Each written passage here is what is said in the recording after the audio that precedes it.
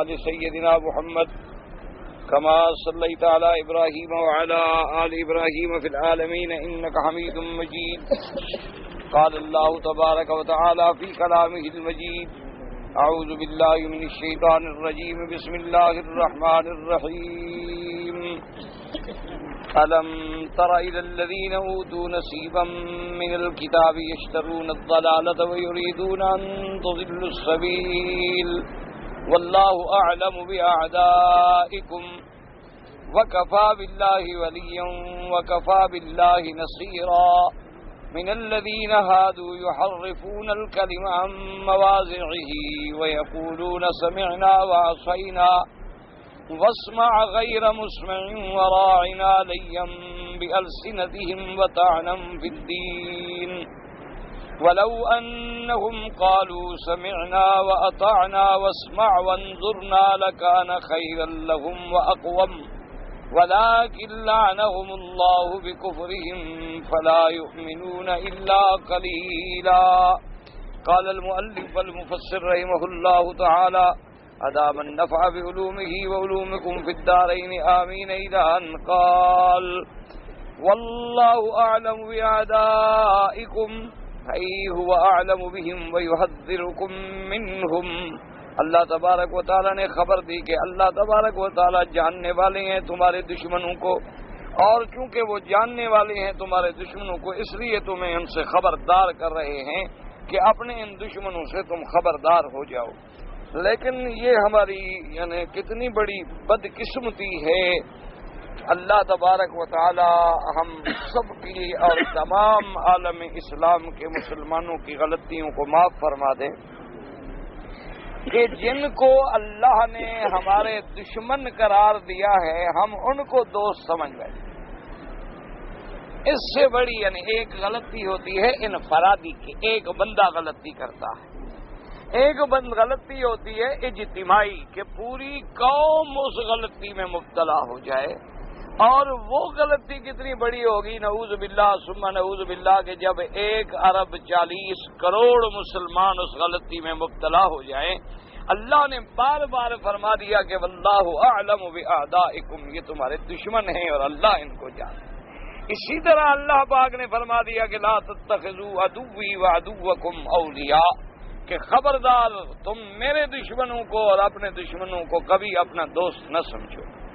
کہ یہ جتنا کفر ہے، یہود ہیں، نصارہ ہیں، کیونکہ ہنود ہیں، مجوس ہیں، وثنی ہیں، کیوں کفر ملہ واحدہ ہے اور وہ کبھی مسلمان کا یا عالم اسلام کا دوست نہیں بن سکتا، کبھی خیر خواہ نہیں بن سکتا. کیونکہ جب اللہ تبارک و تعالیٰ ہی بھی یہ بیان فرما دیں کہ وہ تمہارے عدو ہیں تو وہ ہمارے دوست کیسے بن سکتے. اسی لیے قرآن نے بار بار فرمایا کہ یبتغون عندهم العزہ فإن العزة للہ جميعا، کہ کیا تم ان کافروں سے ڈھونڈتے ہو کہ ان کی وجہ سے ہمیں عزت و غلبہ ملے گا؟ عزت و غلبہ اللہ کے ہاتھ میں ہے. ومن نصر الا من عند اللہ، اور نہیں مدد مگر اللہ کی طرف سے ہے. اسی لیے یہاں بھی فرمایا وَكَفَى بِاللَّهِ وَلِيًّا وَكَفَى بِاللَّهِ نَصِيرًا. مسلمانوں کا اعتقاد اور یقین اگر اللہ پہ کامل ہو جائے تو اللہ کافی ہے تمہارا بطور متولی کے، بطور محافظ کے، بطور مددگار کے. سوال تو اب یہ ہو گیا ہے نا جی کہ ہمارا حال تو اب وہاں آ گیا ہے کہ جیسے کسی شاعر نے کہا تھا نا کہ نہ خدا ہی ملا نہ وصال صنم، نہ ادھر کے رہے نہ ادھر کے رہے. نہ تو اب نعوذ باللہ ہم ادھر کے ہیں نہ ادھر کے ہیں، نہ پکے مسلمان ہیں کہ اللہ کی مدد آئے، اور نہ نعوذ باللہ کافر ہیں کہ کافر ہمارے ساتھ ہمدردی کریں. ہم درمیان مذبذبین بین ذلک لا الہ ہؤلاء ولا الہ ہؤلاء، منافقوں کی طرح ہم درمیان میں لٹکے ہوئے ہیں. نہ اللہ کو راضی کر رہے ہیں اور نہ اپنے آپ کو بلا وجہ اسلام کا نام بدنام کرنے کے بجائے تو پھر ٹھیک ہے آدمی ایک طرف ہو جائے، یا سراسر موم ہو جا یا سراسر سنگ ہو جا، کہ یا تو آدمی بالکل نرم ہو جائے یا بالکل سخت ہو جائے. یہ تو نہیں کہ صبح بٹیر اور شام کو تیتر، صبح مسلمان اور شام کو کافر. اور دعویٰ کرے مسلمان کا لا الہ الا اللہ محمد الرسول اللہ اور پھر شراب بھی پیتا ہو، دعویٰ کرے لا الہ الا اللہ محمد الرسول اللہ اور سود بھی ربا بھی کھاتا ہو. لا الہ الا اللہ محمد الرسول اللہ، اور قمار اور دھوکہ اور جھوٹ اور فریب اور خیانت اور غیبت، چوری اور ڈاکہ اور قتل، اور ہیں مسلمان ہم۔ بس اللہ پاک ہماری خطاؤں کو معاف فرما دے۔ اس لیے فرماتے ہیں وَكَفَى بِاللَّهِ وَلِيًّا وَكَفَى بِاللَّهِ نَصِيرًا، أي كفى به وليا لمن لجأ إليه ونصيرا لمن استنصره۔ اللہ تبارک و تعالیٰ کافی ہے اس کی محافظت کے لیے جو ان کی طرف سہارا پکڑے، ان کی طرف لوٹے، اور اس کے لیے کافی ہے مددگار جو مدد طلب کرے۔ جب ہم اللہ کی طرف لوٹیں، اللہ سے مدد مانگیں تو مدد آئے۔ رات دن ہم اللہ کی نافرمانی کریں تو مدد کیسے آئے؟ رات دن اللہ تبارک و تعالیٰ کے احکام کو ہم جھٹلائیں تو پھر مدد کیسے آئے؟ ثم قال تعالی من الذین ہادوا فیہا من انبیاء ذال بیان الجنس۔ اب اللہ نے فرمایا من الذین ہادوا، من بیان کے لیے ہے، اس کو کہتی ہیں من بیانیہ۔ جیسے اللہ نے فرمایا فاجتنبوا الرجس من الاوثان، بچو پلیدی سے، تو پلیدی کا بیان کیا ہے؟ بت، الاوثان۔ یہاں بھی اللہ نے پہلے تو فرمایا الم تر الی الذین اوتوا نصیبا من الکتاب، تو اب ان کا بیان ہے کہ ان اہل کتاب میں سے کون؟ یہودی۔ من الذین ہادوا یحرفون الکلم عن مواضعہ، وقوله تعالی یحرفون الکلم عن مواضعہ أن يتأولونه على غير تأويله ويفسرونه بغير مراد الله عز وجل قصدا منهم وافتراء۔ اللہ نے فرمایا ان میں سے جو یہودی ہیں ان کی تو یہ عادت ہے کہ یہ کیا کرتے ہیں؟ تحریف کرتے ہیں اللہ کے کلمات میں۔ تحریف کا کیا معنی؟ یا تحریف لفظی کرتے ہیں یا معنوی۔ یتأولونہ بغیر تاویلہ، یہ وہ ترجمہ بیان کرتے ہیں جو صحیح ترجمہ نہیں ہوتا، جو اللہ کا فرمان نہیں ہوتا۔ ویفسرونہ بغیر مراد اللہ عز وجل، اور جو اللہ کا حکم ہے اس کے خلاف تفسیر کرتے ہیں۔ کیوں؟ عمدن اور افتراءن اور بہتانن۔ تو یہ یہود جو ہیں اس معاملے میں یہ بدبخت بڑے معروف ہیں کہ اللہ کے کلمات کو بدل دینا۔ جیسے میں نے کئی دفعہ عرض کیا ہے کہ بعض تو تعریف یہ ہوتی ہے کہ لفظ ہی بدل دیں، یعنی یا لفظ بڑھا دیا یا لفظ گھٹا دیا۔ اچھا، بعض تعریف یہ ہوتی ہے کہ نہ لفظ تو نہیں گھٹایا لیکن ترجمہ ایسا کیا کہ جو اللہ کے قرآن کے خلاف، جو اللہ کے احکام کے خلاف ہے، حدیث رسول پاک کے خلاف ہے، تو یہ بھی تحریف، اس کو کہتے ہیں تحریف معنوی۔ اور یہ جو بھی کرے، یعنی اصل میں تو یہ کام شروع ہوا یہود سے، لیکن اب کوئی بھی کرے، جیسے آج دیکھیں اللہ معاف کرے، اللہ معاف کرے، دنیا میں کتنے رشدی پیدا ہوئے بدبخت، اسی طرح تسلیمہ نسرین پیدا ہوئی، اور پھر ان لوگوں کو دشمن جو ہے نا جی یہود و نصارہ پھر بڑا ابھارتے ہیں، یہ بڑے پڑھے لکھے لوگ، یہ دیکھو کیوں کوئی وہ مسلمان ہو کر اسلام پہ تانا کرتے ہیں، مسلمان ہو کر اللہ کے قرآن کو بدلتے ہیں۔ جیسے پرویز پیدا ہوا اسی طرح اور بڑے بڑے لوگ پیدا ہوئے، تو انہوں نے اللہ کے قرآن کے معانی کو، اللہ کے قرآن کے احکامات کو، اللہ کے قرآن کے فرامین کو ایسے معنی میں ڈھالا کہ جو قرآن و حدیث کے خلاف ہو، تو یہ بھی تحریف ہے، اور یہ تحریف جو ہے کفر ہے۔ اسی طرح آج کل جتنے یعنی باطل فرقے ہیں، گمراہ فرقے ہیں، چاہے وہ خوارج ہیں، نواصب ہیں، روافض ہیں، اسی طرح اہل بدعت ہیں، اہل احوا ہیں، یہ بھی اللہ کے قرآن میں نعوذ باللہ ایسے ایسے معنی کریں گے، ایسے ایسے جوڑ لگائیں گے، ایسے ایسے ترجمے کریں گے کہ جس سے قرآن کی تحریف ہو جاتی ہے۔ اب دیکھو نا، بظاہر تو قادیانی بھی کہتا ہے کہ جی ہمارا ایمان ہے کہ حضور خاتم النبیین۔ بھائی خاتم النبیین ہے، کیا معنی؟ کہتے ہیں جی خاتم کا معنی ہوتا ہے مہر، تو معنی یہ ہے کہ جس کو اللہ کا نبی مہر لگا دے وہ بھی نبی ہو گیا۔ تو اب معنی تھا خاتم کا آخری نبی کہ جس کے بعد نبی کوئی نہیں۔ اگر مہر کا معنی بھی لو تو مہر کا معنی یہ تھا کہ بس نبوت سیل ہو گئی، جیسے خط بند کر کے سیل کر دیا جاتا ہے کہ اب اس کو کوئی نہیں توڑ سکتا، جو توڑے گا تو مجرم ہے۔ اگر گورنمنٹ سیل لگائے، مہر لگائے، تم نہیں توڑ سکتے، تو جہاں اللہ مہر لگا دیں اس کو کون توڑ سکتا ہے؟ لیکن نہیں، انہوں نے اپنا ترجمہ کیا۔ اچھا، اسی طرح آپ دیکھیں جب بھی روافض سے آپ بات کریں گے تو وہ فوراً آپ کو کہیں گے جی کہ ہمارا صحابہ پر ایمان ہے، وہ کہیں گے جی ہم تو صحابہ کو مانتے ہیں، اور ساتھ یہ بھی کہیں گے کہ جی جو اصحاب رسول کو صحابہ پہ تبرہ کرے، گالی کرے، برا کہے، ہم تو اس پہ لعنت بھیجتے ہیں۔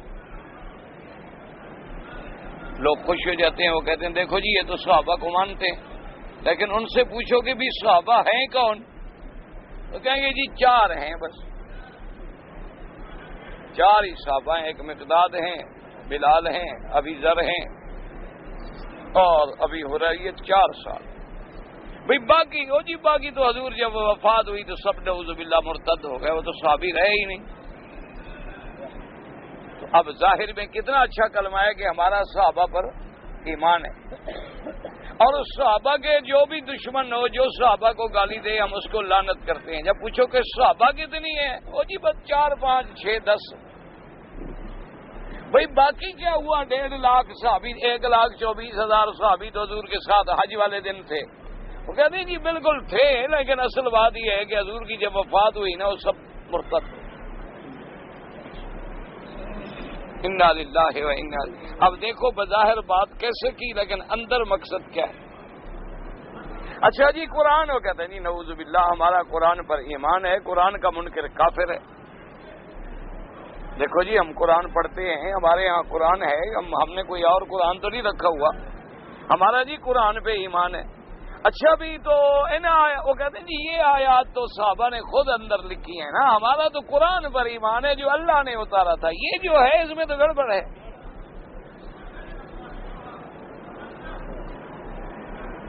تو اب نتیجہ کیا نکلا؟ اللہ معاف فرمائے، اللہ معاف فرمائے۔ اچھا اسی طرح اہل بدعت سے پوچھو، ان کے سوال کریں آپ ان سے کہ جی قبر پہ سجدہ کرنا، وہ کہتے توبہ توبہ استغفر اللہ، قبر پہ سجدہ، غیر اللہ کا سجدہ تو جی کفر ہے، اللہ کے سوا کسی غیر کو سجدہ کفر ہے۔ اچھا بھئی یہ مزار پہ جو آپ ہاتھ باندھ کے کھڑے ہوتے ہیں، سجدے کر رہے ہوتے ہیں، مزار کی چوکٹ چومتے ہیں، باقاعدہ قبروں پہ جا کے گر جاتے، اور جی نہیں جی نہیں یہ کوئی ہم سجدہ تھوڑا، یہ تو تعظیم کر رہے ہوتے ہیں، ہم سجدہ تو نہیں کر رہے ہیں۔ سجدہ تو وہ ہوتا ہے جو عبادت والا، نماز والا سجدہ، وہ اگر ہم کسی اور کی نماز پڑھیں اور سجدہ کریں تو پھر کافر بنیں گے نا۔ نماز تو ہم اللہ میاں کی پڑھتے ہیں، سجدہ بھی اللہ کو کرتے ہیں، یہ جو ہم مزار پہ یا ہمارا مرشد سامنے آ جائے تو ہم فوراً اس کے پاؤں پہ گر جاتے ہیں، سجدہ کر رہے ہیں، جناب یہ تو تعظیم ہے، محبت ہے، عظمت ہے، یہ کوئی عبادت تھوڑی ہے۔ اب اندازہ فرما لیں اس کا نتیجہ کیا نکلا کہ قبروں پہ سجدے شروع ہو گئے، قبروں پہ طواف شروع ہو گئے، قبروں پہ منتیں، نظر، نیاز، ایمان سے کہیں آپ کہیں بھی چلے جائیں، ہماری باتوں کو آپ چھوڑ دیں۔ چلو آپ کو بعض اوقات ہوتا ہے نا کہ جی یہ مولوی ایسے کہتے ہیں، آپ کبھی جائیں کسی بزرگ کی مزار پہ چلے جائیں، چھوڑیں آپ مولویوں کو، غیر لوگوں کی باتوں کو چھوڑ، آپ وہاں مزار پہ ذرا 2-4 گھنٹے کھڑے ہو جائیں، اپنی آنکھوں سے نظارہ کریں کہ جو کعبے کے ساتھ ہو رہا ہے وہ قبر کے ساتھ ہو رہا ہے کہ نہیں، خود دیکھیں، چھوڑیں مولویوں کی باتوں۔ اللہ نے آپ کو بھی تو آنکھیں دی ہیں، اللہ نے آپ کو بھی تو عقل دیا ہے، آپ بھی سوچ سکتے ہیں کہ کعبۃ اللہ میں آ کے ہم حجر اسود کو بوسہ دیتے ہیں، پھر ہم 7 چکر لگاتے ہیں، رکن یمانی پہ ہم استلام کرتے ہیں، ملتزم پہ ہم سینہ لگاتے ہیں، پھر سامنے کھڑے ہو کے ہم دعائیں کرتے ہیں، پھر مقام ابراہیم پہ جا کے ہم 2 رکعت پڑھتے ہیں۔ کسی مزار پہ چلے جائیں، وہاں کھڑے ہو جائیں اور اپنی آنکھوں سے دیکھ کے فیصلہ کریں کہ کیا وہاں طواف ہو رہا ہے، کیا وہاں سجدہ ہو رہا ہے، کیا ان کے پردوں کو پکڑ کے لوگ فریادیں کر رہے ہیں، کیا مزارات کے دروازوں پہ لوگ چمٹے ہوئے ہیں، کیا نکلنے کے لیے الٹے پاؤں چل رہے ہیں۔ آپ خود جا کے فیصلہ کر لیں، پھر آپ فیصلہ کریں گے شرک کیا ہوتا ہے۔ ہماری باتوں میں نہ آئیں آپ کو اللہ نے خود بھی تو عقل دیا ہے نا، چھوڑیں آپ مولویوں کی بات۔ انا للہ و انا الیہ راجعون۔ تو یہی ہے وہ تعریف کہ کبھی تعریف لفظی، کبھی تعریف معنوی، کہ کبھی لفظ بدل دیا، ایک لفظ آگے پیچھے کر دو ترجمہ بگڑ گیا، زبر زیر بدل دو ترجمہ بگڑ گیا، یا یہ ہے کہ اسی طرح رہنے دو لیکن معنی وہ کرو جو معنی اللہ اور اللہ کے رسول نے نہیں فرمائے۔ یہ تحریف ہے اور یہ کفر ہے، یہ کفر ہے، یاد رکھا کرو۔ کوئی کرے، یہودی کرے، نصرانی کرے، مسلمان کرے، اپنے آپ کو لاکھ دفعہ وہ مسلمان کہے، اگر اللہ کے قرآن میں تعریف کر رہا ہے، اللہ کے قرآن کے وہ معنی بیان کر رہا ہے جو 1400 سال سے صحابہ سے لے کر اس وقت تک امت نے نہیں کیے، تو یہ تعریف۔ اب دیکھیں جیسے اللہ نے فرمایا کہ بل رفعہ اللہ الیہ، کہ عیسیٰ علیہ السلام کو اللہ نے اپنی طرف اٹھا لیا۔ اچھا، اس سے پہلے کیا آیا کہ ما قتلوہ وما صلبوہ، کہ عیسیٰ علیہ السلام کو نہ تو انہوں نے قتل کیا نہ انہوں نے سولی پہ لٹکایا، ولیکن شبہ لہم، اللہ نے ان کو دھوکے میں، شبہوں میں ڈالا اور وہ یہ سمجھے کہ ہم قتل کر گئے، حالانکہ عیسیٰ علیہ السلام جو تھے وہ محفوظ رہے۔ بل رفعہ اللہ الیہ، اللہ نے ان کو اپنی طرف اٹھا لیا۔ اچھا، اب 1400 سال سے حضور سرکار مدینہ سے، صحابہ سے، تابعین سے، تبع تابعین سے، ائمہ محدثین مفسرین سے، سب نے یہ ترجمہ کیا کہ اللہ نے عیسیٰ کو آسمانوں پر اٹھا لیا۔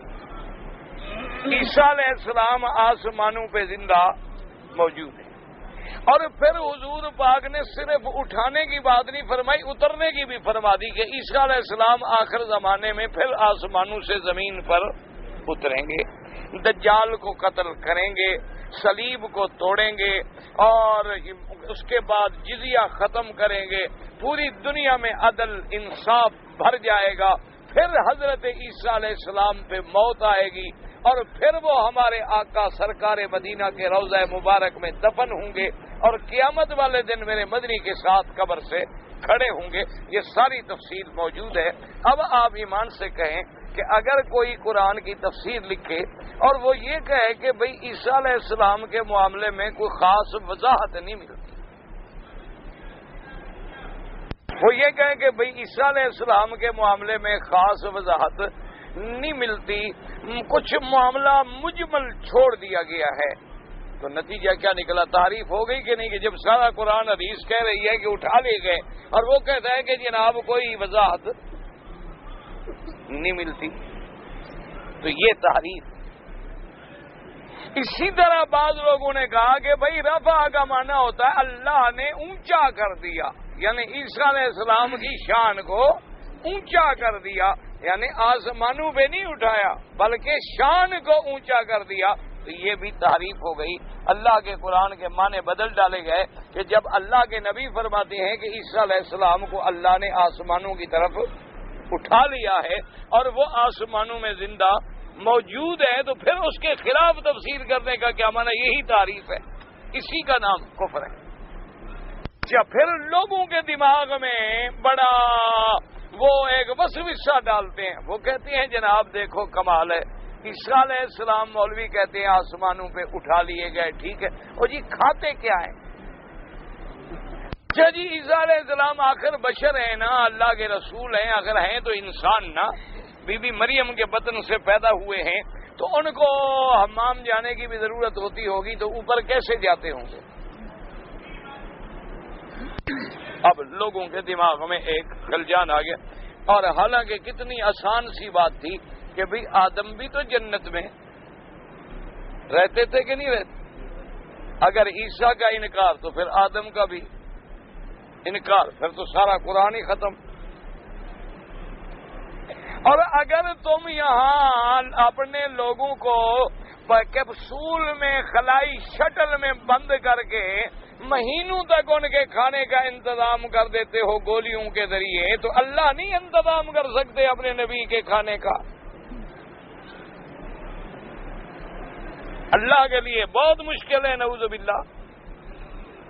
تو قادر ہیں وہ، جو چاہیں کر دیں، بھوک ہی نہ لگے۔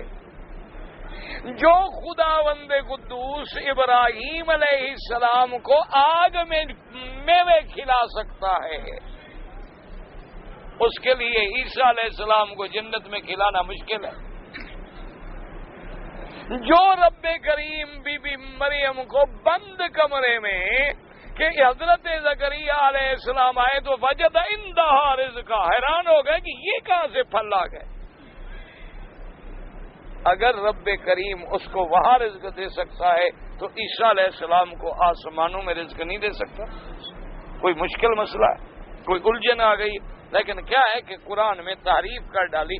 کیوں کہ عیسیٰ، اچھا بھی پھر عیسیٰ علیہ السلام کا ہوا کیا؟ انہوں نے کہا جی وہ تو مر گیا۔ اچھا بھی قرآن کہتا ہے کہ عیسیٰ علیہ السلام آسمانوں پہ ہے، حدیث کہتی ہے کہ عیسیٰ علیہ السلام آئیں گے، انہوں نے کہا ہاں بالکل ٹھیک ہے، وہ تو میں ہوں۔ انہوں نے کہا وہ تو مر گئے، وہ تو مر گئے، وہ تو میں ہوں جو آ گیا ہوں۔ تو یہ ہے تحریف۔ سمجھیں اس باتوں کو کہ باطل فرقے قرآن میں کیسے رد و بدل کرتے ہیں، کیسے قرآن مقدس کے اندر ایسے ایسے معنی ڈھونڈ لیتے ہیں۔ اللہ تبارک و تعالی معاف فرمائے، اللہ تبارک و تعالی معاف فرمائے کہ سارا دین ایمان کی عمارت جو ہے خدا نہ کرے وہ گر جائے۔ دشمن تحریفات ہیں، تعویلات ہیں، اور ایسی تعویلات باطلہ ہیں کہ دشمنوں کو ایسے ایسے مواقع فراہم کرتے ہیں۔ اب جیسے ذکر آ گیا کہ جی حضور پاک سرکار مدینہ جب احد کی طرف جا رہے تھے تو ایک جماعت واپس آ گئی، حضور کی بات نہ مانی اور واپس مدینے لوٹ آئے۔ تو اب یہ نہیں کہیں گے کہ وہ کون تھے، کہ منافق تھے، کون تھے؟ عبداللہ ابن ابی کی جو کہتے ہیں دیکھو جی صحابہ تھے نا، حضور کو چھوڑ کے واپس آ گئے، بات ختم ہو گئی، حضور کو چھوڑ گئے بس۔ اسی طرح جب جنگ حنین ہوئی اور بنو ثقیف نے تیروں کی بارش کر دی تو صحابہ کے قدم اکھڑ گئے، صحابہ ہٹ گئے، اس میں کوئی شک نہیں۔ انہوں نے کہا دیکھو جی اللہ کے نبی صرف اکیلے رہ گئے، ایک ابو سفیان تھے ساتھ اور ایک عباس تھے، باقی تو سب صحابہ حضور کو چھوڑ گئے۔ اور جب حضور کو اکیلا جنگ میں چھوڑ جائیں تو کون سا اسلام باقی رہ گیا؟ اب لوگ دھوکے میں آگے نے کہا جی ٹھیک،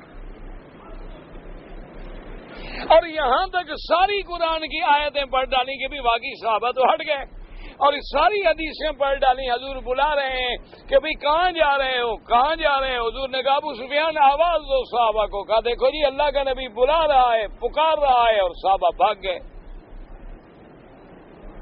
اور پھر وہ آیتیں پڑھنی کہ جو جنگ میں بھاگ جائے، اس طرح لوگوں کو گمراہ کرتے ہیں، بات کو سمجھیں، اس طرح پھر لوگوں کے دماغ میں ڈالتے دیکھو جی خدا کے نبی اکیلے رہ گئے، اور پھر جناب وہ مرثیے، اور پھر غمزدہ آواز میں، بڑے دردناک آواز میں کہ دیکھو جی جو نبی کو چھوڑ دے، نبی اکیلا، تیر برس رہے، مدنی کو چھوڑ دیا، ہائے۔ لوگوں نے کہا یہ تو بڑا درد ہے ابھی اس کو نبی کا۔ حالانکہ بات یوں سمجھ لیں کہ دیکھیں جی ہم جنگ لڑ رہے ہیں تو جنگ میں ایسے حالات تو 1000 دفعہ ہو جائیں گے، کبھی ہم آگے بڑھ گئے، کبھی پیچھے ہٹ گئے، یہ تو جنگ ہے بھائی۔ جنگ میں تو یہ ہوتا ہے کہ ایک جگہ تمہاری فوجیں جو ہیں آگے بڑھ جاتی ہیں، پھر دشمن کا دباؤ بڑھتا ہے تو پیچھے ہٹ جاتی ہیں، پھر کہیں تم آگے نکل جاتے ہو، پھر کہیں پیچھے ہٹ جاتے ہو۔ دیکھنا تو یہ ہوتا ہے کہ آخر وقت تک انجام کیا رہا، انجام کیا رہا۔ وہ قرآن خود کہتا ہے کہ یہ ایک امتحان تھا، صحابہ کیوں ہٹے تھے؟ اللہ نے فرمایا اس دن تم نے ذرا فخر کر دیا تھا کہ ہماری تعداد زیادہ ہے، آج ہماری قوت زیادہ ہے، آج ہم کافروں کو کچل ڈالیں گے۔ اللہ نے فرمایا ہم نے ذرا جھٹکا دیا تمہیں کہ تمہاری قوت کچھ نہیں جب تک میں مدد نہ کروں۔ ہم نے ذرا فخر کیا تھا نا یوم حنین اذ اعجبتکم کثرتکم، جب تمہیں تمہاری کثرت نے دھوکے میں ڈال دیا، تم خوش ہو گئے کہ آج ہم 313 تھے تو کافروں کو مار ڈالا، اور آج تو ہم ہزاروں کی تعداد میں ہیں۔ فلم تغن عنکم شیئا، اللہ نے فرمایا تمہاری کثرت تو پھر کسی کام نہ آئی، پھر زمین تم پہ تنگ ہو گئی، پھر تمہارے پاؤں اکھڑ گئے، لیکن جب تم نے پھر غور کیا، اپنی غلطی کو محسوس کیا تو ہماری رحمت آ گئی، پھر ہم نے تمہارے پاؤں جما دیے۔ جب ابو سفیان نے آواز دی تو ابو سفیان کہتے ہیں صحابہ ایسے لوٹے کہ جیسے کوئی جانور اپنے چھوٹے بچے کی آواز سن کے شفقت میں دوڑتا ہے۔ سب لوٹ آئے اور جنگ بھی کامیاب ہو گئی، فتح بھی ہو گئی، حضور صلی اللہ علیہ وسلم کو کامیابی بھی ہو گئی، اور اللہ نے اس غلطی پر سزا بھی دے دی اور معافی کا اعلان بھی کر دیا اور فتح بھی عطا فرما دی۔ تو جب انجام یہ ہو، باقی ساری آیتیں نہ پڑھیں اور وہی بھاگنے والی تک پڑھیں،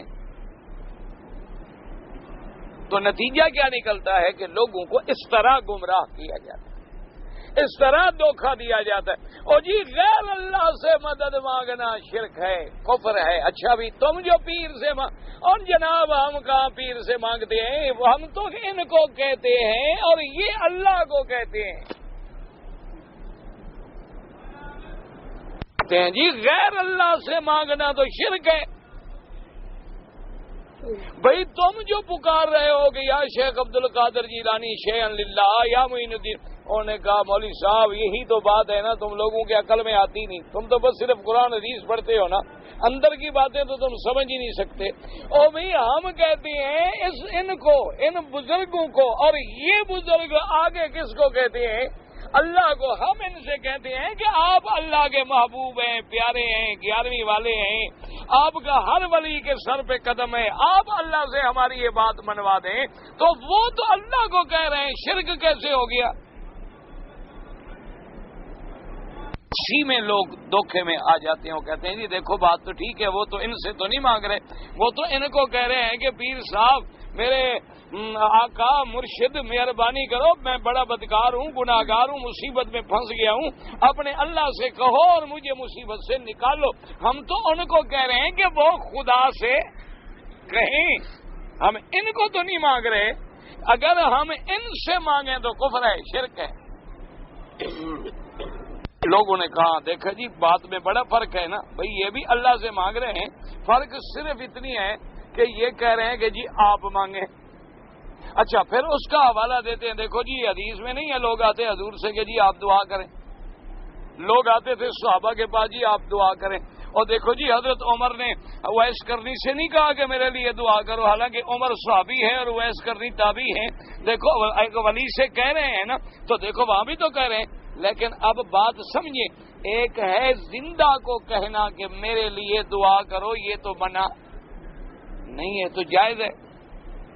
ایک ہے کہ مرنے کے بعد پیر صاحب اپنی مزار میں ہیں اور ہزاروں میل دور ہیں، اور تم یہاں سے کہہ رہے ہو کہ یا شیخ۔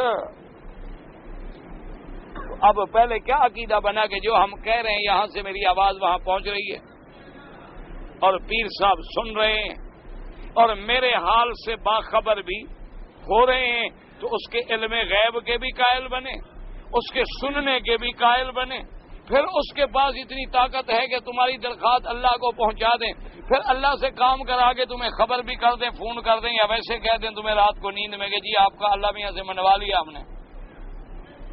تو اور شرک کیا ہوتا ہے؟ کچھ سینگ ہوتے ہیں شرک کو۔ مکے کے کافروں سے جب کہتے کہ بھئی لات ابل حزا منات، ان کو جو بے وقوفوں کہہ رہے ہو یہ کیا کر سکتے ہیں؟ یہ تو دیکھو یہ ہل نہیں سکتے۔ انہوں نے کہا بھئی آپ بڑے عجیب آدمی، ان پتھروں کی ہم پوجا کریں، پاگل ہیں ہم؟ یہ اللہ والا تھا، اللہ والا تھا، پیارا تھا خدا کا، وہ مر گیا، اس کی ہم نے فوٹو بنا کے رکھی ہے، تصویر ہے، تمثیل ہے۔ جب ہم اس کو کہتے ہیں اصل اس کو کہہ رہے ہیں جو مر گیا ہے۔ اچھا اس کو کیوں کہتے ہو کہ ہؤلاء شفاؤنا عند اللہ، یہ ہماری سفارش کرتے ہیں اللہ کو۔ ایمان سے کہو ابو جہل کے عقیدے میں اور اس کے عقیدے میں کیا فرق ہے؟ وہ تو بن جائے ابو جہل اور ہم بن جائیں عاشق۔ یہ ہے دھوکہ جو لوگوں کے عقیدے میں دھوکہ دیا جاتا ہے۔ اس طرح اللہ کے قرآن کو بدلتے ہیں۔ دعا کرے اللہ انہیں بھی ہدایت دے، اللہ ہمیں بھی ہدایت دے، اور اللہ ہر مسلمان کو صحیح عقیدہ نصیب کرے۔ ایک ہے زندگی میں کہنا کہ یا رسول اللہ آپ میرے لیے دعا کریں، کوئی مشکل نہیں۔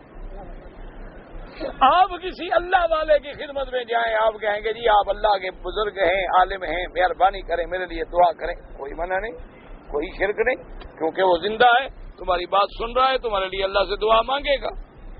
سوال یہ ہے کہ بعد الموت، مرنے کے بعد زندہ اور مرنے کا کوئی فرق تو کرو نا۔ جب ان کو کہو کہ بھئی وہ تو مر گئے، وہ کہتے ہیں جناب مر گئے مولوی، وہ کہتے ہیں ہمارے پیر کیوں مرے؟ ہمارے پیر تو وصال فرما گئے۔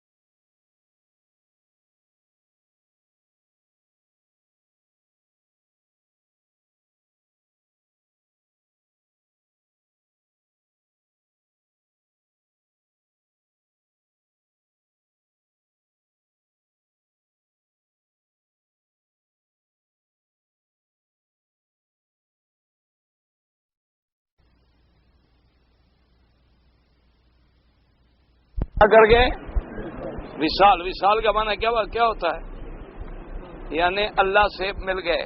زندہ تھے تو دور تھے اللہ سے، یعنی پہلے تو اللہ سے وصال نہیں ہوا، مرنے کے بعد وصال ہوتا ہے. زندگی میں تو وصال نصیب نہیں ہوا ان کو بھی، جب مر گئے تو وصال ہو گیا. اور بعض کہتے ہیں نہیں جناب ایسے آپ کہتے ہیں مر گئے، وہ تو صرف ایک پردہ ہے، وہ تو پردہ اوڑھ لیا انہوں نے، بس ایک کپڑا اوڑھ لیا، یوں سمجھ لو اندر بیٹھے ہیں اور کیا مر تھوڑے گئے ہو. مرتے تو ہیں مولوی، بزرگ نہیں مرتے. وہ تو صرف ایسا ہوتا ہے جیسے ایک آدمی کپڑا اوڑھ لے پھر کپڑا اتار لے. تو انہوں نے وہ برزخ والا کپڑا اوڑھ لیا، ان کو نظر نہیں آتا، ہمیں تو پتا ہے نا کہ اندر کون بیٹھا ہے.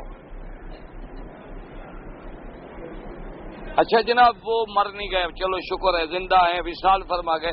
تو تم بڑے ظالم ہو کے قبر کھود کے مٹی میں دبا آئے.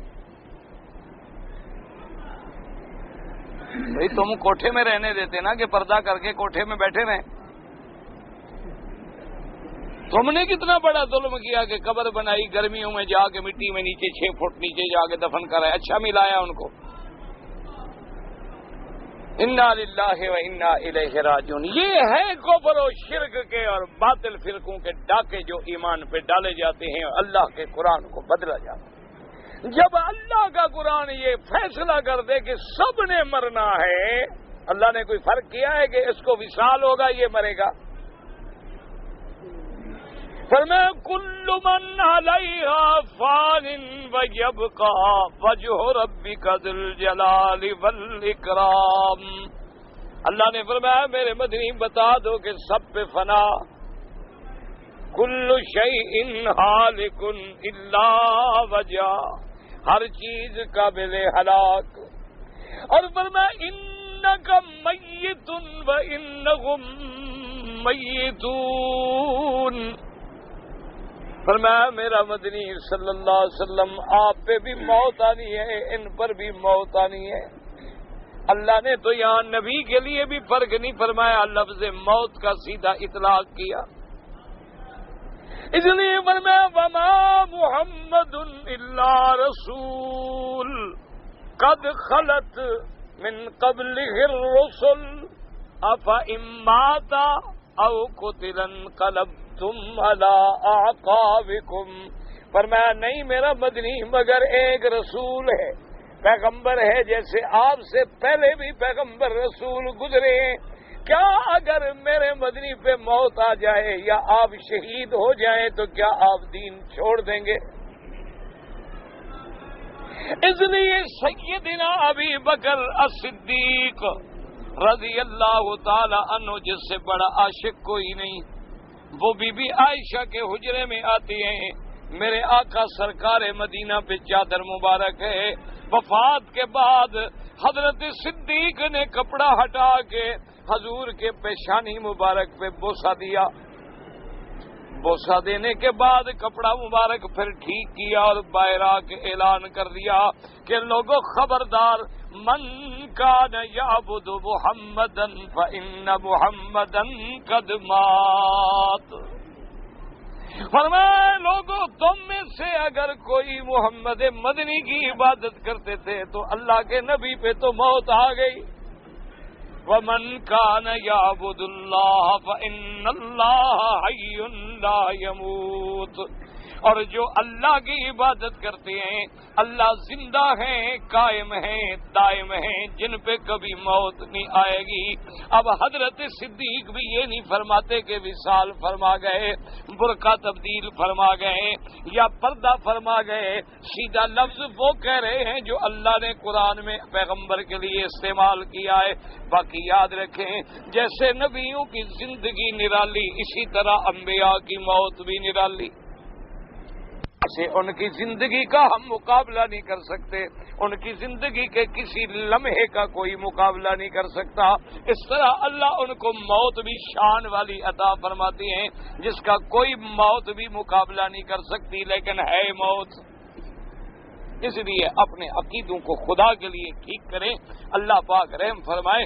ساری زندگی ایک پاؤں پہ کھڑے رہو، کعبۃ اللہ کے اندر قبر بن جائے، لیکن جب تک عقیدہ ٹھیک نہیں ہوگا بخشش نہیں ہوگی.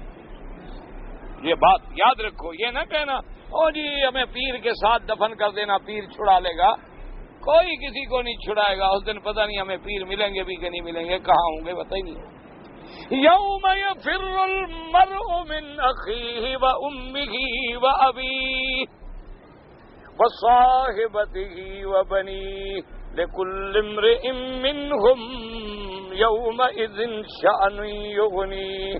بی بی عائشہ نے پوچھا کہ یا رسول اللہ صلی اللہ علیہ وسلم قیامت میں کوئی گھڑی ایسی بھی آ جائے گی جب کسی کو کسی کا پتہ نہیں ہوگا؟ حضور نے فرمایا جب نامہ عمل تقسیم ہو رہے ہوں گے یا جب لوگ پل صراط پہ گزر رہے ہوں گے. عائشہ ہر آدمی ایک دوسرے سے بھاگے گا، باپ بیٹے سے، بیٹا باپ سے بھاگے گا.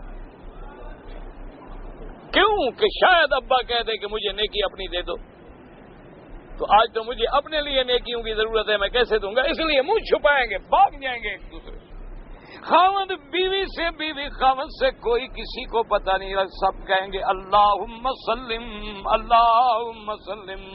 اللہ ہمیں پناہ دے، خیر سے ہم صراط سے گزر جائیں تاکہ جہنم سے بچ جائیں. ہر آدمی اپنی اپنی میں پڑا ہوگا. ان لوگوں نے ایسے عقیدے بنا لیے ہیں. اللہ معاف کرے، اللہ معاف کرے. بس 11ویں کا دودھ تقسیم کر دو، 11ویں والا پیر آئے گا سب کو لے کے جنت میں چلا جائے گا. بڑا کتنا آسان دین ہے کہ صرف مہینے کی ایک رات دودھ تقسیم کرنا. دین نہ ٹھہرا، مذاق ہو گئی. حضرت بلال کو انگاروں پہ لوٹایا جائے اور تم دودھ تقسیم کر کے دودھ پلا کے چھوٹ جاؤ گے. عجیب بات، عجیب عقیدے. کوئی دیوالی منا کے چھوٹ جائے گا، کوئی رنگ پھینک کے چھوٹ جائے گا، کوئی کالے کپڑے پہن کے چھوٹ جائے گا، کوئی 11ویں کے دودھ پی کے چھوٹ جائے گا. پر دین سے مذاق ہے نعوذ باللہ. کیا انہوں نے ایسا ظلم کر رکھا ہے؟ اللہ پاک رحم فرما رہے ہیں.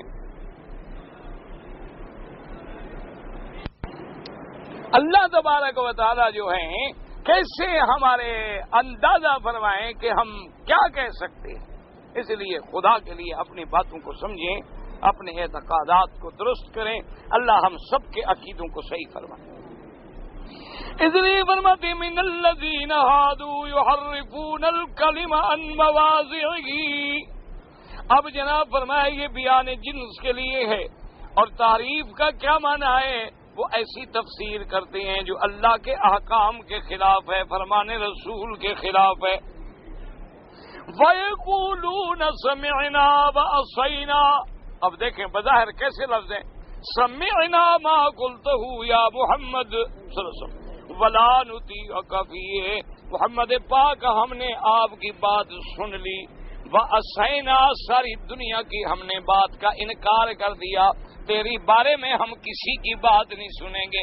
بظاہر تو بڑا اچھا ترجمہ ہے نا کہ ہم نے آپ کی بات سنی، سب کا انکار، سب کو چھوڑ دیا. لیکن جب علیحدہ ہوتے تو کیا کہتے بدبخت، ہم نے تو کہہ دیا تھا نا کہ ہم نے سنا اور انکار کر دیا.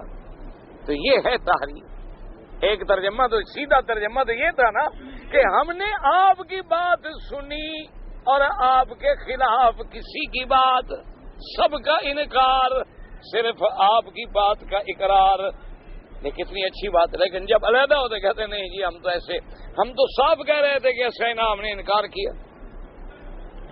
اب جناب فرماتے ہیں کذا فسر مجھے زید والمراد وهذا ابلغ في كفر من ادم من يتملون عن كتاب الله بعد ما كانوا يعلمون ما عليهم في ذلك من اسم العقوبة. اب جناب فرماتی ہیں کہ یہ ان کے کفر و عناد کی انتہا ہے کہ وہ قرآن سے پھرتے ہیں حالانکہ وہ جانتے بھی ہیں، سمجھتے بھی ہیں کہ اللہ کا قرآن سچا ہے اور اللہ نے ان پر کیا اس کے لیے سزائیں مقرر کی ہیں. کہتے ہیں وَاسْمَعْ غَيْرَ مُسْمَعٍ، سنیں نہ سنائے جائیں. کیا مانا؟ یعنی آپ یا رسول اللہ ہمیشہ اچھی خبر سنیں، بری نہ سنائے جائیں. بڑا اچھا ترجمہ ہے. لیکن اصل میں کیا کہتے بدبخت کہ جی آپ کیا سنیں اور آپ تو کچھ بھی نہ سنیں. یعنی تو نعوذ باللہ مقصد ان کا حرف کو بدل دینا. یعنی اسما ما نقول لا سمیتا روا ذاکن بعد وقال مجاز اسما غیر مقبول من کا. یعنی وسما ہم نے سنا، وسما سنے لیکن نہ مانے جائیں، آپ کی بات نہ سنی جائے، نہ قبول کی جائے، تعویلیں کرتے، اللہ معاف کرے۔ والاول اصح وهو كما قال وهذا استهزاء منهم واستهتار، وہ ایسا کیوں کرتے؟ یہ بطور استہزاء، بطور حتق، بطور توہین حضور صلی اللہ علیہ وسلم کی۔ علیہم لعنت اللہ، ان پر اللہ کی لعنت ہو جو اللہ کے قرآن میں تعویلات و تحریفات کریں۔ اور اس کے بعد کہنے والا انا علیہم بألسنتہم وطعنا فی الدین یوہمون انہم یقولون رائنا سمعک یقولون بقولہم رائنا وانما یریدون الرؤونۃ بسبہم النبی صلی اللہ علیہ وسلم، بظاہر کہتے رائنا کہ جی آپ توجہ فرمائیں، ہماری ذرا رعایت کر دیں، اصل میں کیا کہتے رائنا جی تو رعونت سے ہے، متکبر ہیں، بات سنتے ہی نہیں، نعوذ باللہ ثم نعوذ باللہ۔ تو یہ تعریف تھی جو وہ کرتے تھے۔ وقد تقدم الكلام على هذا عند قوله تعالى يا ايها الذين امنوا لا تقولوا راعنا وقولوا انظرنا، مفسر فرماتے ہیں کہ اس آیت پر میں مفصل بحث کر چکا ہوں، ولہذا قال تعالی عن هؤلاء اليهود الذين يريدون بكلامهم خلاف ما يظهرونه ليا بألسنتهم وطعنا في الدين یعنی بسبهم النبي صلی اللہ علیہ وسلم۔ اب جناب فرماتے ہیں یہود یریدون بکلامہم، یہ اپنی کلام سے کہتے کیا تھے؟ خلاف ما یظہرونہ، ظاہر کچھ کرتے تھے، اندر کچھ مراد لیتے تھے، اپنی زبانوں کو ذرا ٹیڑھا کر کے اور دین میں تان کرنے کے لیے۔ اللہ نے فرمایا اگر یہ سچے ہیں تو ولو انہم قالوا سمعنا واطعنا واسمع وانظرنا لکان خیرا لہم واقوم ولکن لعنہم اللہ بکفرہم فلا یؤمنون الا قلیلا۔ اللہ نے فرمایا اگر یہ بدبخت یہ کہتے ولو انہم قالوا سمعنا واطعنا کہ محمد مصطفیٰ صلی اللہ علیہ وسلم ہم نے آپ کی بات کو سنا، آپ کی اطاعت کی، فرما برداری کی، اور یہ کہتے حضور آپ بات سنیں، آپ ہماری طرف متوجہ ہوں، تو یہ زیادہ بہتر تھا اور زیادہ سیدھی راہ تھی، تاکہ اس میں کوئی تبدیلی، کوئی تعریف، کوئی تعویل نہیں ہو سکتی۔ کیوں کبھی کوئی معنی ہوتا ہے، کلمہ ہوتا ہے ذو معنیین، جس سے دو معنی مراد لیے جا سکتے ہیں، لیکن ایک کلمہ ایسا ہے کہ جس میں دوسرے معنی کی گنجائش ہی نہیں۔ تو سمعنا و عصینا میں تو وہ اپنا معنی دوسرا مراد لیتے تھے، واسمع غیر مسمع میں دوسرا معنی مراد لیتے تھے، نعوذ باللہ استہزاء و استہتارا۔ لیکن اگر وہ یہ کہتے کہ سمعنا و اطعنا تو اب کوئی دوسرا معنی تو ہو ہی نہیں سکتا، واسمع وانظرنا تو اب کوئی دوسری تعویل اس میں چل ہی نہیں سکتی۔ اگر یہ کہتے تو بڑی اچھی بات تھی، لیکن چونکہ وہ کافر ہیں، اعداء رسول ہیں، اس لیے اللہ نے فرمایا کہ ہم نے ان پہ لعنت کی، ولیکن لعنہم اللہ بکفرہم فلا یؤمنون الا قلیلا، لیکن ہم نے ان پر لعنت کی ہے۔ اور اللہ نے لعنت کیوں کی؟ ان کے کفر کی وجہ سے نہیں ایمان لاتے مگر تھوڑے، اے قلوبہم مطرودۃ عن الخیر مبعدۃ منہ فلا يدخل من الایمان شیء نافع لہم۔ اللہ نے فرمایا اصل میں یہ سمجھتی ہے کہ ہم مدنی سرکار کی توہین کر رہے ہیں۔ اللہ نے فرمایا یہ نہیں جانتے کہ میں نے ان کو لعنت کر کے خیر سے دور کر دیا ہے، میں نے ان کو اپنی رحمت سے دور کر دیا ہے، میں نے ان کے دلوں پہ موریں لگا دی ہیں کہ ختم اللہ علی قلوبہم وعلی سمعہم وعلی ابصارہم غشاوۃ ولہم عذاب عظیم۔ اس لیے جس کو ایمان نصیب ہو تو کہے الحمدللہ، اللہ کا شکر ہے کہ اللہ نے ہمیں ہدایت دی، اور اگر نہ ملے تو یہ ہماری بدبختی ہے کہ اللہ نے دور کر دیا، کیونکہ ہدایت و ضلالت اللہ کے ہاتھ میں ہے۔ اسی لیے حضور دعا مانگتے تھے یا مقلب القلوب ثبت قلوبنا علی دینک، اے دلوں کے پھیرنے والے ہمارے دلوں کو دین پہ ثابت فرما۔ اور حضور نے فرمایا القلوب بین اصابع الرحمن یقلبها کیف یشاء ویصرفها کیف یشاء، او کما قال رسول اللہ صلی اللہ علیہ وسلم۔ حضور نے فرمایا انسانوں کے دل جو ہے وہ اللہ کی انگلیوں میں ہیں، اللہ جدھر چاہیں پھیر دیں، جدھر چاہیں موڑ دیں، کیونکہ من یہدہ اللہ فلا مضل لہ ومن یضللہ فلا ہادی لہ، جس کو اللہ ہدایت دیں اس کو کوئی گمراہ نہیں کر سکتا، اور جس کو اللہ گمراہی دیں اس کو کوئی ہدایت نہیں دے سکتا۔ اس لیے اللہ نے فرمایا تم کیا کر رہے ہو، اصل تم سمجھ ہی نہیں رہے۔ ولکن لعنہم اللہ بکفرہم، اللہ نے ان کو لعنت کی، لعنت کا معنی البعد عن رحمت اللہ، یعنی اللہ نے ان کو اپنی رحمت سے دور کر دیا. اور لعنت کیوں کی؟ ان کو کفر کی وجہ سے. اللہ کسی پہ ظلم نہیں کرتے, اللہ ظلم سے پاک ہے, منزہ ہے, تمام صفات نقصان سے پاک ہے. اور فرمایا فلا یؤمنون الا قلیلا, نہیں ایمان لائیں گے ان میں سے مگر تھوڑے لوگ. یہود میں ایمان لے آئے, عبداللہ ابن سلام ہیں, عبداللہ ابن سوریہ ہیں, بڑے بڑے لوگ ہیں یہود کے, لیکن بہت تھوڑے لوگ. کیونکہ سب سے بڑا دشمن اگر اسلام کا ہے تو یہودی ہے, قرآن کا ہے تو یہودی ہے, اور محمد مدنی کا ہے تو یہودی ہے. اور ہر وہ مذہب جس کی بنیاد یہود نے رکھی ہے وہ بھی دشمن اسلام ہے. ہمیشہ یاد رکھیں, اللہ تبارک و تعالیٰ ان کی دشمنی سے, ان کے اس سے ہمیں بچائے. اور اس کے بعد فرماتی ہیں وقد تقدم الكلام على قوله تعالى فقليلا ما يؤمنون والمقصود انهم لا يؤمنون ایمانا نافعا. اب مفسر فرماتا ہے کہ صحیح معنی میں ایمان جو نفع دینے والا ہو وہ بہت تھوڑے لائیں گے. بظاہر تو بڑے مسلمان ہو گئے, جیسے عبداللہ ابن ابی کے ساتھ کئی لوگ تھے سینکڑوں کی تعداد میں جنہوں نے کہا کہ ہم مسلمان ہیں, لیکن تھے اندر منافق, جن کے بارے میں اللہ نے فرمایا تھا وَمِمَّنْ حَوْلَكُمْ مِنَ الْأَعْرَابِ مُنَافِقُونَ مِنْ أَهْلِ الْمَدِينَةِ مَرَدُوا عَلَى النِّفَاقِ لَا تَعْلَمُهُمْ نَحْنُ نَعْلَمُهُمْ سَنُعَذِّبُهُمْ مَرَّتَيْنِ ثُمَّ يُرَدُّونَ إِلَى عَذَابٍ عَظِيمٍ. اور جیسے اللہ نے فرمایا اِذَا جَاءَكَ الْمُنَافِقُونَ قَالُوا نَشْهَدُ إِنَّكَ لَرَسُولُ اللَّهِ واللہ یعلم انک لرسولہ واللہ یشہد ان المنافقین لکاذبون. کہ ظاہراً تو آ کے کہتے تھے کہ آپ اللہ کے رسول ہیں, لیکن تھے منافق. اللہ نے فرمایا ہم جانتے ہیں یہ منافق ہیں, یہ جھوٹے ہیں. اللہ اکبر. شیخ محمد بن عبد الوہاب شیخ الاسلام و مقتدی لأہل التوحید رحمت اللہ علیہ رحمتا واسعہ ولہ تعلیفات کثیرۃ عظیمۃ عجیبہ. لمس کے ذریعے حرمت مصاہرہ ثابت ہوتا ہے احناف کے نزدیک. بھئی مجھے یہ مسئلہ خود آپ نے جو لکھا ہے سمجھ نہیں آیا. اب مجھے اچھی بات یہ ہوگی کہ وہ کتاب جو بھی ہے احناف کی جس میں یہ مسئلہ لکھا ہوا ہے وہ اگر مہربانی کر کے دے دیتا کہ میں پڑھوں, اور مسئلے کی تفصیل جب تک ساری سمجھ نہ آئے تو اس کے بارے میں آدمی بات نہیں کر سکتا.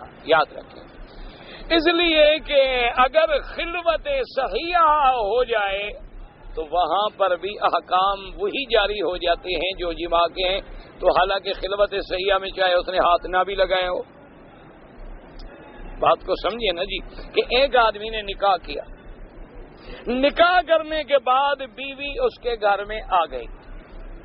اب وہ ایک کمرے میں میاں بیوی ہیں, دروازہ بند ہے, پردے پڑے ہوئے ہیں, کوئی روکنے والا نہیں. لیکن کچھ ایسے حالات ہوتے ہیں, میاں بیوی کے اتفاقات ہوتے ہیں, اس کو شکل دیکھی پسند نہیں آئی, کچھ ہوا, ایسی باتیں. اس نے ہاتھ بھی نہیں لگایا, لیکن خلوت صحیح ہے تو ثابت ہو گئی ہے نا. اب حق المہر پوری دینی پڑے گی. اگر طلاق ہوگی تو پھر اس کی عدت بھی گزارنی پڑے گی. اگر ایک آدمی نے نکاح کیا لیکن بیوی اس کے پاس نہیں آئی, خلوت صحیحہ بھی نہیں ہوئی, نہ جماع ہوا, اب طلاق دے دی تو عدت کوئی نہیں اور حق المہر بھی آدھی ہے. تو اس لیے حرمت مصاہرت میں امام صاحب کی یہ عادت ہے کہ ہر وہ مسئلہ لیتے ہیں جس میں احتیاط ہو تاکہ جتنا حرام سے بچا جا سکے بچے. ذرا بھی شبہ پڑے تو وہ کہتے ہیں ہٹ جاؤ. جیسے کہ حضور نے فرمایا کہ جو جن گلیوں میں تہمت بھی لگے اس گلی سے بچو, اتقوا عن مواقع التہم. جیسے حضور نے فرمایا کہ بھی جو بکریاں کسی باڑ کے قریب چرائی جاتی ہیں وہ تو خطرہ یوشک ان یقع فی الحما, خطرہ ہے کہ وہ اندر بڑھ جائے, لیکن اگر ہوگی دور تو اندر کیا پڑے گی. اس لیے یاد رکھیں. دیکھیں نا جی, اب جیسے زکوٰۃ کا مسئلہ ہے کہ بھی زیور جو عورتیں رکھتی ہیں پہننے کے لیے, آپ کبھی کبھی شادی پہ پہن لیا, ویسے پہن لیا, اس پر زکوٰۃ ہے کہ نہیں. تو بعض ائمہ جیسے امام احمد ابن حنبل رحمت اللہ علیہ فرماتے ہیں کہ زکوٰۃ نہیں ہے. وہ فرماتے ہیں کہ جیسے ہر آدمی کے پاس گھر میں آلات ہیں، درزی کے پاس مشین ہے، کسی کے پاس کوئی کام کرنے کی چیزیں ہیں، آلات ہیں، مشینیں ہیں، ٹریکٹر ہے، فلاں، اس پر بھی تو زکوٰۃ نہیں ہے، تو یہ بھی تو ایک قسم کا آلات ہے اس کے پہننے کے لیے، اس پر بھی زکوٰۃ نہیں ہے۔ اچھا، امام ابو حنیفہ فرماتے ہیں کہ زکوٰۃ ہے۔ اچھا، اب قیامت میں لازمی بات ہے کہ دو مجتہدوں میں ایک اجتہاد صحیح ہوگا، ایک اجتہاد لازماً غلط ہوگا، کیونکہ دونوں تو صحیح نہیں ہو سکتے نا، ایک کہے کہ زکوٰۃ ہے اور ایک کہے نہیں ہے، دونوں تو صحیح نہیں ہو سکتے۔ قیامت میں مثال کے طور پہ اگر فیصلہ ہو گیا کہ زکوٰۃ زیوروں میں